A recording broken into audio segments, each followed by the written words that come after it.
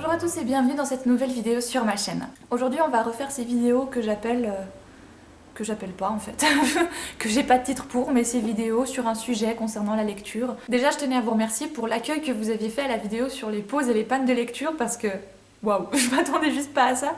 Vous m'avez laissé plus de 350 commentaires sur cette vidéo et c'est exactement l'esprit que je voulais pour ce genre de petites vidéos sans pression, sans prétention, juste on est posé, calme, on parle d'un sujet et c'est tout.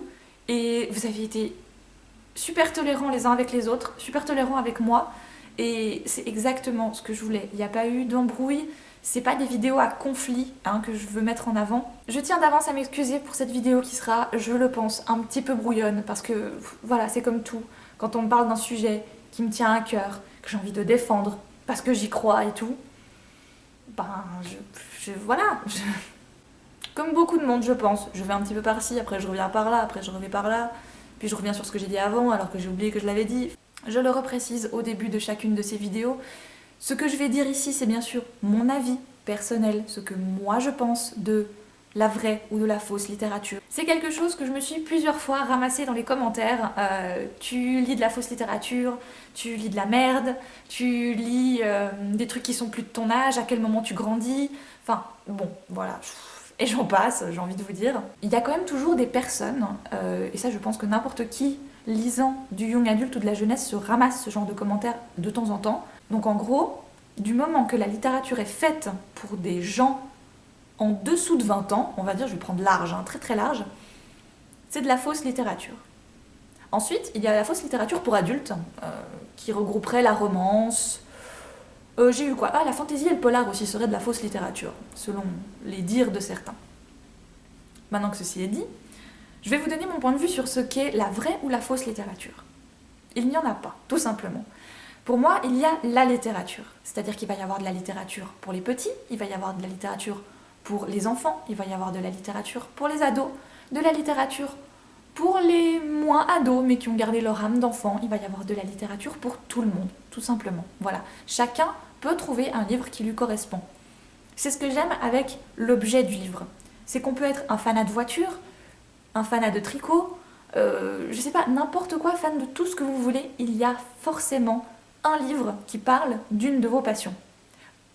On parle même plus de romans là, on parle de livres autres, de techniques, de créativité, de cuisine, de tout ce que vous voulez, de dessin, de photos, de beaux-arts. Le terme du livre est tellement large que tout le monde peut y trouver son compte. Et moi je trouve déjà rien que ça, c'est formidable. Certains pensent qu'une certaine catégorie de littérature est de la fausse littérature. Et même là je vous avoue que j'ai de la peine à trouver une vraie définition pour ça parce que je vois pas en quoi c'est faux. En quoi c'est pas des mots imprimés sur du papier? En quoi c'est pas une histoire qui a un début et une fin qui va faire passer un bon moment à un lecteur? Et les lecteurs, ils sont tous différents. Il y a autant de lecteurs qu'il y a d'êtres humains. Chacun va avoir sa petite sensibilité avec un certain genre de livre. Certains vont être à fond dans du polar. Je prends ma mère par exemple, c'est une fanatique de polar. Elle en lit tout le temps, elle adore ça. Est-ce que ça veut dire qu'elle lit de la fausse littérature? Donc on va prendre un autre exemple. Une amie à ma mère est prof d'université. Je sais plus ce qu'elle fait, littérature ou philosophie, enfin bon, prof d'uni. Et elle nous l'a avoué clairement, j'aime lire des romances, j'aime lire du Daniel Steele, des Harlequins, parce que moi ça me vide la tête, ça me fait du bien. Ça veut dire qu'elle lit de la fausse littérature. Ça veut dire que vu qu'elle est prof d'uni, elle est censée lire des grands essais, elle est censée lire Marx et Kant, dans son gros fauteuil Louis XIV, de dire « Oh mais moi, Daniel Steele, ça va pas » ou bien « Attends, fausse littérature ».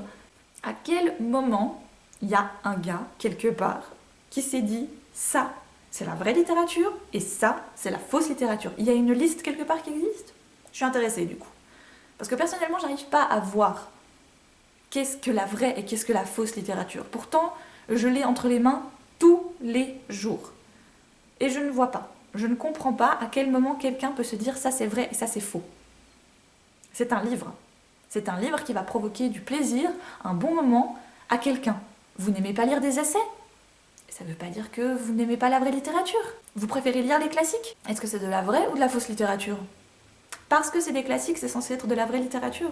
À leur époque, où ils n'étaient pas encore des classiques, je pense que ces auteurs-là étaient catégorisés de faux écrivains alors, d'écrivains de gare. Pour terminer cette vidéo, j'ai envie de vous dire, tant que vous aimez lire, lisez. Personne n'a le droit de vous dire ce que tu lis c'est de la merde.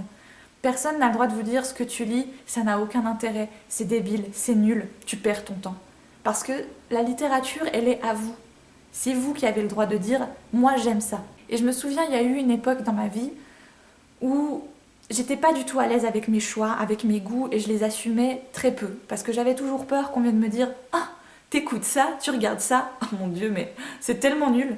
J'avais vraiment peur de ça. Je me disais « mais oh, ça veut dire que c'est pourri ce que je fais, ça veut dire que c'est nul ce que j'écoute ». Donc j'arrêtais de parler, je disais plus ce que j'aimais. Je détestais dire ça. Et puis je suis arrivée plus tard en cours de librairie où là j'ai vu plein de profils différents, mais vraiment, j'ai jamais vu autant de gens différents vivre ensemble dans la même classe. Et je me disais, voilà, ça c'est le monde dans lequel j'ai envie d'évoluer. On avait les super littéraires, alors eux ils lisaient que des classiques ou que des auteurs que moi personnellement ces auteurs-là ils me faisaient mal à la tête. Mais à côté de ça, il y en avait d'autres qui lisaient Gossip Girl, qui lisaient Twilight, qui lisaient plein d'autres choses et je me disais mais elle a pas honte, elle a pas honte de se promener avec son livre. Et non, elle avait pas honte parce que celui qui lisait Kant à l'autre bout de la classe, il lui disait pas que son Gossip Girl c'était de la merde. Il était intrigué. Et pour moi, si on est des véritables amoureux de la littérature, des amoureux du livre tout simplement, on dénigre pas le choix des autres.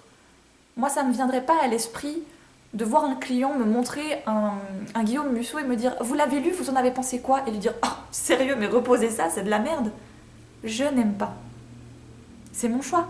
C'est pas pour autant que je veux dire que Musso et Lévy sont de la fausse littérature et de la mauvaise littérature. C'est de la mauvaise littérature pour moi. Mais pour lui ou pour elle, ça a l'air d'être génial. C'est la lecture du week-end qu'ils attendent avec impatience et tant mieux, tant mieux. À travers mon métier, à travers ces vidéos, c'est ce que j'ai envie de vous transmettre. J'ai envie de vous montrer toute l'ampleur de la littérature. J'ai envie de vous montrer que le young adulte, on peut trouver des trucs géniaux dedans. Oui, c'est de la littérature adolescente. Et donc oui, c'est de la littérature pour jeunes. Et c'est de la fausse littérature apparemment. Mais croyez-moi, grattez un tout petit peu, creusez, et même les best-sellers peuvent être sympas.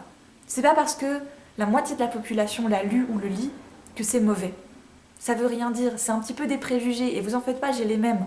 Quand je vois un livre que tout le monde lit, et que tout le monde a chroniqué, et que tout le monde a adoré, je suis un peu comme ça, genre, oh là là, attends, on va pas trop s'y mettre trop vite, parce que ça risque d'être pas assez bon pour moi.